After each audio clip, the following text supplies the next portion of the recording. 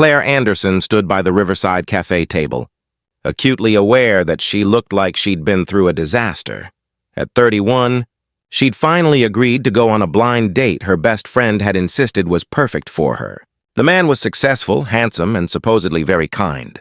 Claire had been nervous all day, carefully choosing her beige dress and cardigan, doing her hair and makeup just right. Then, 20 minutes before the date, she'd heard the desperate crying of a dog from the riverbank. Without thinking, she'd climbed down the muddy embankment to find a terrified golden retriever puppy stuck in thick mud, unable to free itself. Claire had waded in without hesitation, ruining her shoes and covering her dress in mud, but she'd gotten the puppy out.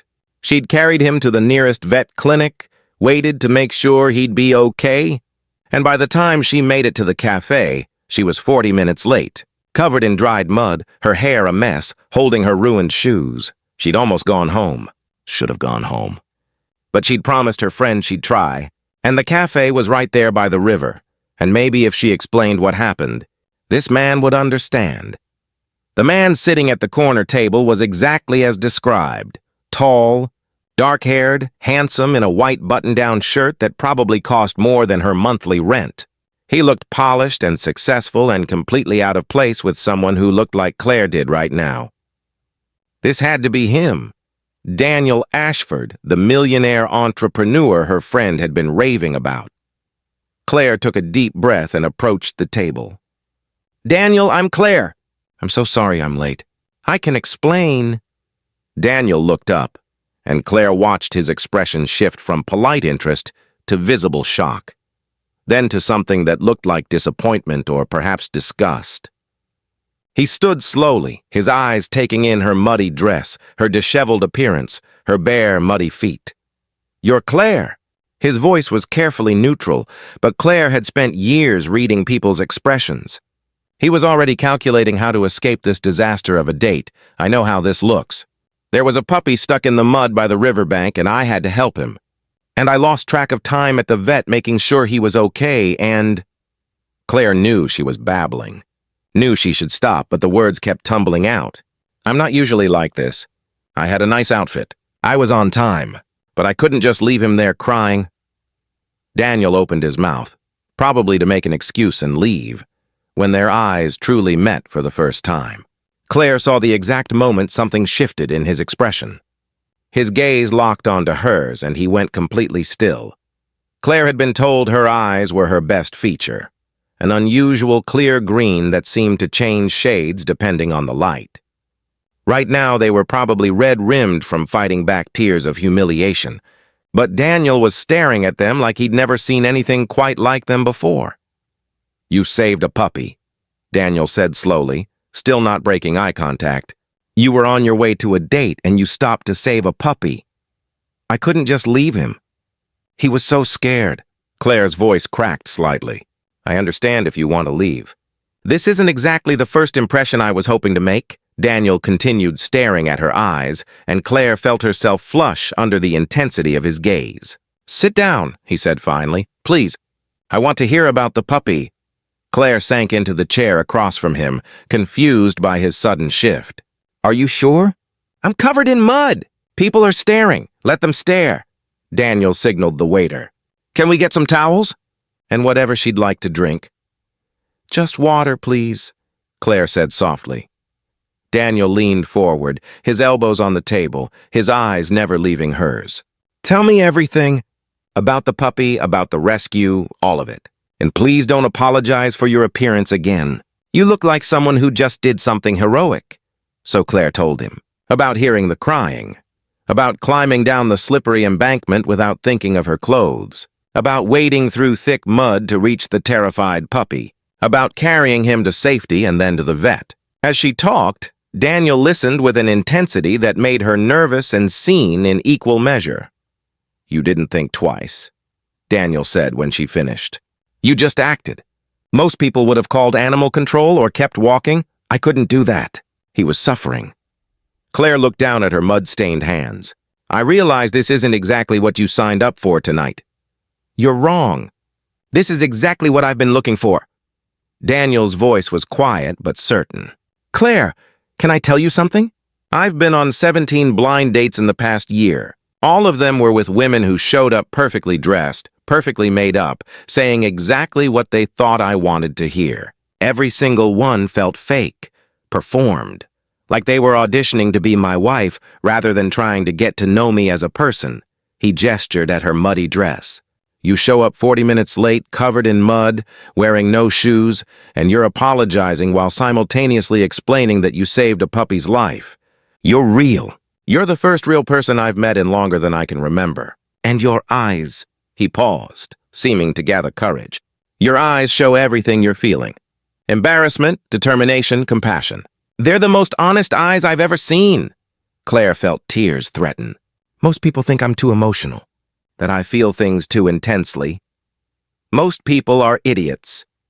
Daniel smiled, and it transformed his serious face into something warm and genuine. I built my company from nothing. I've dealt with backstabbers and fakes and people who see dollar signs instead of a person. You climbed into mud to save a puppy you'd never met. That tells me more about your character than any resume or carefully planned first impression ever could. They talked for 4 hours, long past when the cafe should have closed. The staff let them stay, charmed by the story of Claire's rescue and by Daniel's generous tip. They talked about everything: childhood dreams, career struggles, failures and fears, the loneliness of success, and the exhaustion of trying to be perfect. I was going to walk away, Daniel admitted as the evening light faded.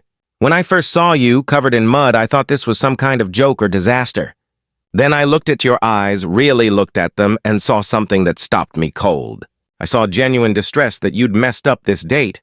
I saw compassion when you talked about the puppy. I saw someone who cared more about a suffering animal than about making a good impression. And I thought, this is it. This is the person I've been searching for. I almost didn't come, Claire confessed. I thought about going home, cleaning up, and texting some excuse. But I promised my friend I'd try, and I don't break promises. Even to people I haven't met yet. I'm glad you keep your promises. Daniel reached across the table and took her muddy hand, seemingly unbothered by the dirt. Claire, I know this is fast. I know we just met, but I'd like to see you again. Many times. I'd like to get to know the woman who'd rather save a puppy than make a good first impression. What if the real me disappoints you? Claire asked quietly. What if you've built me up in your head as this perfect person and I can't live up to it? You already showed me who you are. Someone who acts when others walk past. Someone who prioritizes compassion over convenience. Someone whose eyes can't hide what she's feeling even when she tries. Daniel squeezed her hand gently. I don't want perfect. I want real. You're the most real person I've met in years.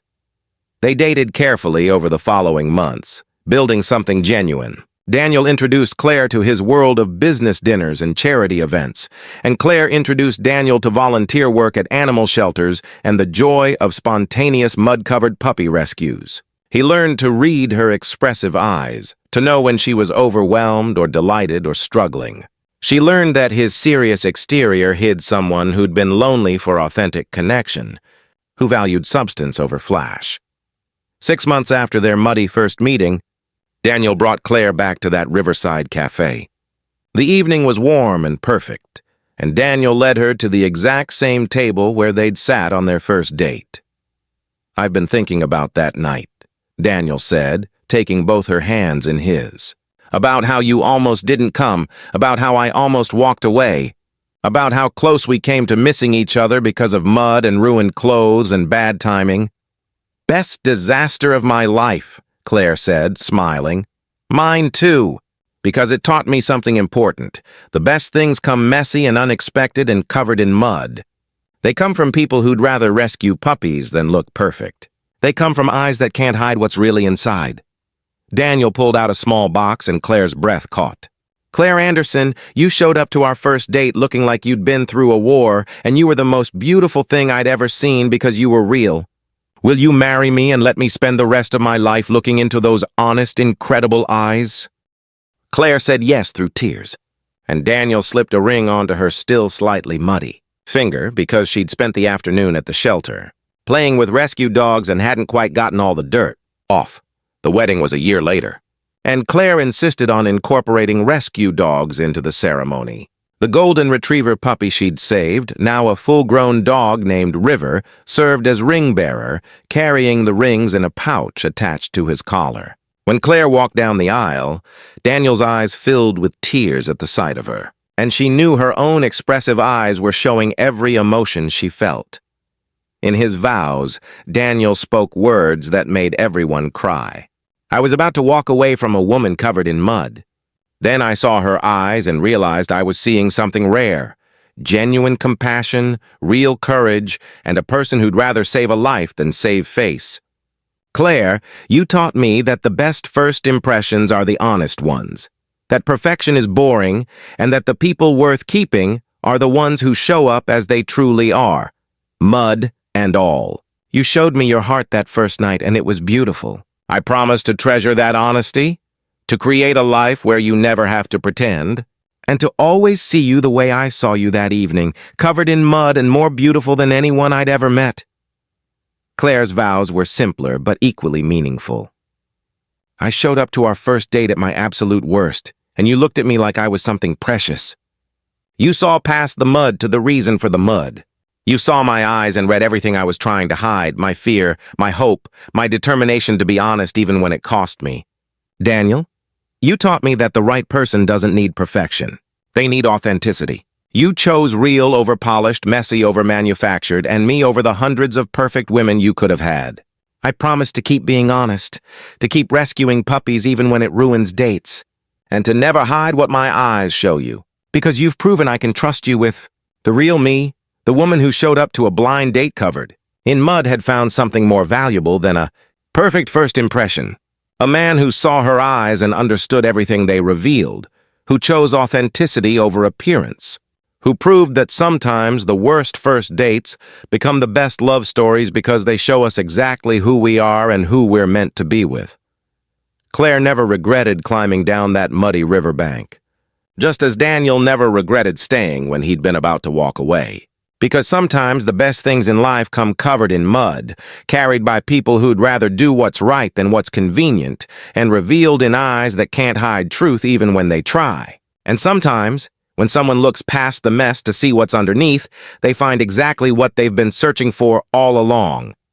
If this story touched your heart, please like, share, and subscribe. Leave a comment below about a time when your worst moment became your best opportunity. Your stories inspire us all.